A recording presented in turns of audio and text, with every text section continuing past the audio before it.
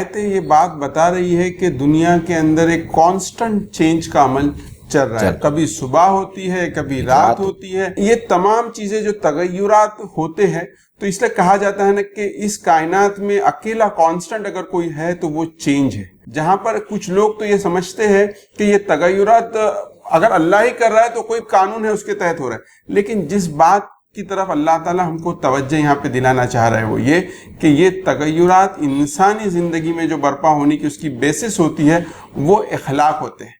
قوموں کے اور انسانی زندگی میں اگر قومیں کچھ اچھی بنتی ہے، ان کی ترقی ہوتی ہے، تو اس کی کچھ اخلاقی بنیاد ہوتی ہے. قومیں عروج پائے گی تو اس کی اخلاقی بنیاد ہوگی، کوئی فرد عروج پائے گا تو اس کی اخلاقی بنیاد.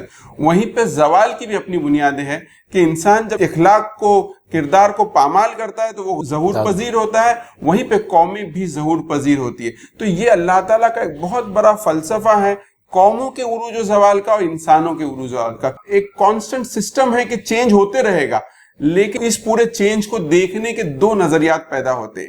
ایک نظریہ تو وہ ہے جو انسان خدا کو سمجھ کے، خدا پہ ایمان لا کے اس چینج کو دیکھتا ہے، اور دوسرا جو ہے وداؤٹ خدا کے جو اس چینج کو دیکھتا ہے. جیسے کفار نے دوسری جگہ قرآن میں کہا کہ یہ زمانے کی گردش ہے جو ہمیں پیدا کرتی ہے، ہلاک کرتی ہے. اسلام کا یہ بولنا ہے کہ انسانی زندگی اور قوموں کی زندگی میں اللہ تعالیٰ فیصلے ایک پیرامیٹر کے تحت کرتا ہے، وہ ان کی اخلاقی قدریں ہیں.